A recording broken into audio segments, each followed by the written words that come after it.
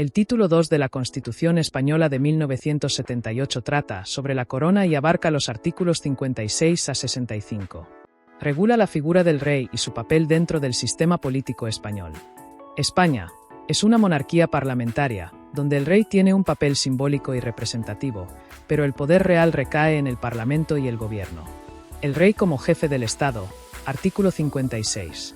El rey es el jefe del Estado y símbolo de la unidad y permanencia del país. Ejerce un papel arbitral y moderador dentro del sistema institucional. Actúa conforme a la Constitución y las leyes. La sucesión en la corona. Artículo 57. La corona es hereditaria, siguiendo la línea de sucesión de los Borbones. Se rige por el principio de primogenitura y representación. Si la línea de sucesión se interrumpe, las Cortes Generales deben decidir. Artículo 58.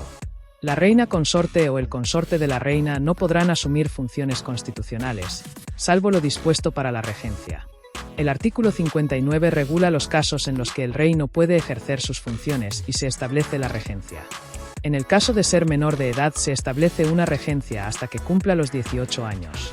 La regencia la ejerce el padre o la madre del rey, si están vivos, o, en su defecto, el pariente más próximo en la línea de sucesión. En el caso de que el rey está incapacitado, debe ser reconocido por las Cortes Generales. La regencia sigue las mismas normas que siendo menor de edad. Por último, los regentes. Si no hay nadie que pueda ejercer la regencia según los criterios anteriores, las Cortes Generales designarán a 1, 3 o 5 regentes que deberán ser españoles y mayores de edad. Artículo 60. Tutela del rey menor de edad en caso de que acceda al trono sin haber cumplido los 18 años. Se le asigna un tutor y se debe tener en cuenta que la tutoría no puede ejercerse junto con la regencia, es decir, son dos figuras separadas. ¿Quién será el tutor? Será tutor el que hubiera designado en el testamento el rey difunto. En caso de que no, será el padre o la madre mientras sean viudos. En defecto, las Cortes Generales elegirán. Artículo 61. Juramento del rey. Cuando el rey asuma el cargo, debe jurar ante las Cortes Generales. Cumplir y hacer cumplir la Constitución y las leyes. Respetar los derechos de los ciudadanos y las comunidades autónomas.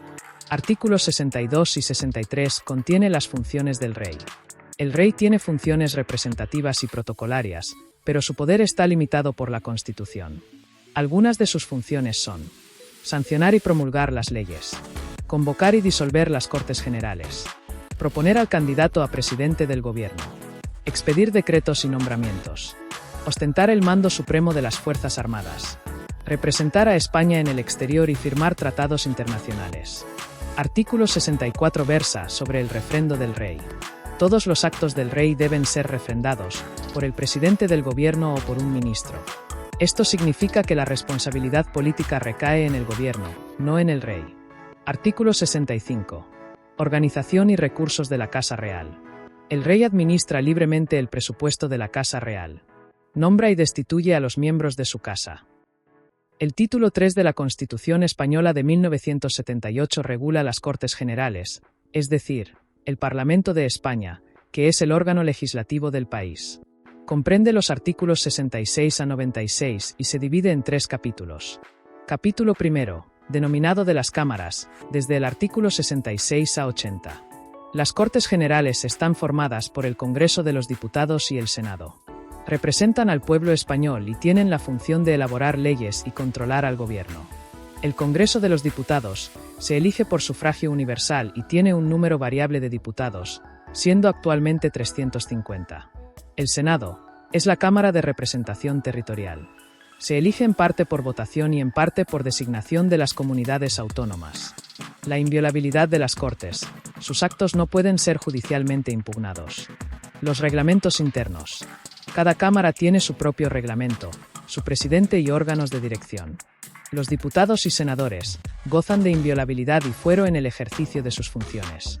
El capítulo segundo trata sobre la elaboración de las leyes, desde el artículo 81 al 92. Las leyes orgánicas se encuentran explicadas en el artículo 81.